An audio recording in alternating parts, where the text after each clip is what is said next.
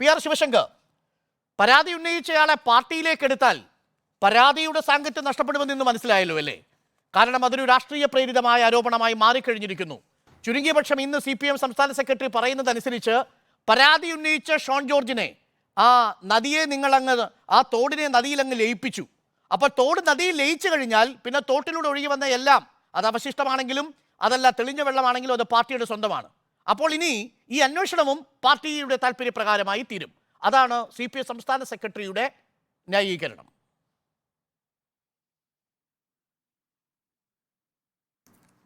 അല്ല അരുൺ, അങ്ങനെയല്ല. ഇതിൽ നേരത്തെ അഡ്വക്കേറ്റ് അരുൺകുമാർ പറഞ്ഞ കോടതിയുടെ ഒരു എക്സ്പ്ലനേഷൻ ആദ്യം ഉണ്ടായിരുന്നു, എങ്ങനെയാണ് ഈ SFI അന്വേഷണം വന്നതെന്ന്.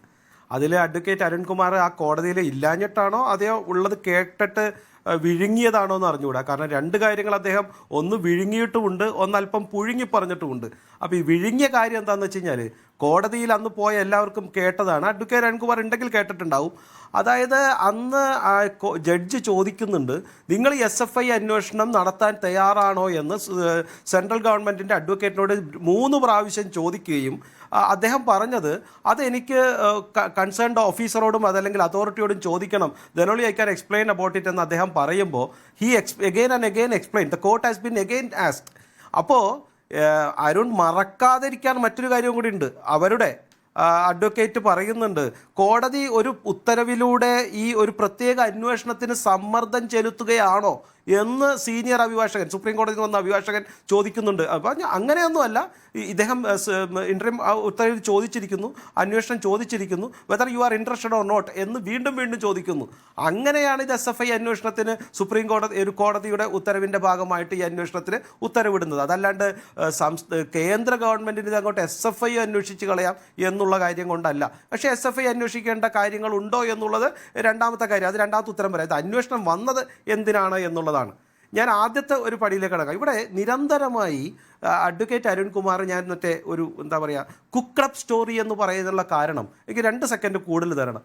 അഡ്വക്കേറ്റ് അരുൺകുമാറാണ് ഇൻട്രീം ബോർഡ് കോടതി എന്ന് വിചാരിക്കും. ഞാൻ CMRൽ എന്നോട് അരുൺകുമാർ ചോദിക്കുകയാണ്, നിങ്ങൾക്ക് പണം അഡ്വക്കേറ്റ് അരുൺകുമാറിന് അതായത് എക്സ്ട്രാ ലോജിക്കിന് കൊടുത്തിട്ടുണ്ടോ? ഞാൻ പറയണത് കൊടുത്തിട്ടുണ്ട്. എന്ത് കാര്യമാണ് കിട്ടിയേക്കണേ? ഒന്നും കിട്ടിയിട്ടില്ല. പിന്നെന്തിനാണ് ഞാൻ അഡ്വക്കേറ്റ് അരുൺകുമാറിനോട് ജഡ്ജിയായ ഡോക്ടർ അരുൺകുമാർ ചോദിക്കുന്നത്, നിങ്ങളൊക്കെ ഇതിനകത്ത് നിങ്ങളെ വിളിക്കണോ? അല്ല, സാറ്റിസ്ഫാക്ടറി എന്നല്ല, നേരത്തെ ചില ഓഫീസും എന്താ പറയണ മൈക്രോസോഫ്റ്റും എക്സലും കറക്റ്റ് ചെയ്തതിന് കിട്ടിയെന്ന് ഡോക്ടർ അരുൺകുമാർ പറഞ്ഞതുപോലെ. അപ്പോൾ അതിലവരെ ചോദിക്കേണ്ട ആവശ്യമില്ല. കാരണം അതിൽ പാർട്ടിയല്ല. ഞാൻ കൊടുത്ത ദാനം അത് മേടിച്ചു, അതിന് ടാക്സ് അടച്ചു, അംഗീകരിച്ചും കഴിഞ്ഞു. ഈ പൈസ കിട്ടിയില്ല എന്നുള്ള വാദം പോലും ഇല്ല. അപ്പോൾ പ്രശ്നമില്ല. അവിടെ പൈസ കിട്ടി, GST അടച്ച്, ടാക്സ് അടച്ച്, എല്ലാം അടച്ച് അംഗീകരിക്കുകയും ചെയ്തു. പിന്നെന്തിനാ അവരെ കേൾക്കണമെന്ന് എനിക്ക് മനസ്സിലാവാത്തത്. ഇത് രണ്ടാമത്തെ കാര്യം. അപ്പോൾ കോടതിയിൽ ഈ കാര്യം വന്നു എന്നുള്ളത് മൂന്നാമത്തെ കാര്യം. നമ്മൾ ഇതിന് മുമ്പിലത്തെ ഒരു ചർച്ചയിൽ ഞാൻ പറഞ്ഞിരുന്നു, ഇതിപ്പോൾ പറഞ്ഞത് 65 കമ്പനിയിൽ KSIDCക്ക് ഇൻവെസ്റ്റ്മെൻ്റ് ഉണ്ട്, അത് കാരണം ഈ കമ്പനികളെയൊക്കെ കൊണ്ടുവരുമോ? വേണ്ടി വന്നാൽ വരേണ്ടി വരും. കാരണം ഞാനിത് കഴിഞ്ഞ 2 ചർച്ചയിലും പറഞ്ഞിരുന്നു, ഇത് ചെറിയൊരു അഴിമതിയല്ല. കാരണം ഇത് ജനങ്ങളുടെ കൂടി പണം പോയ കഥയാണ്.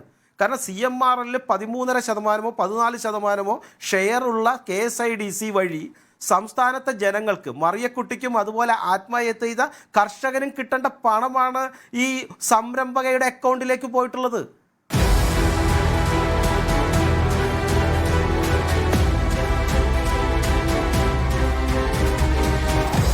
Debate with Arun Kumar.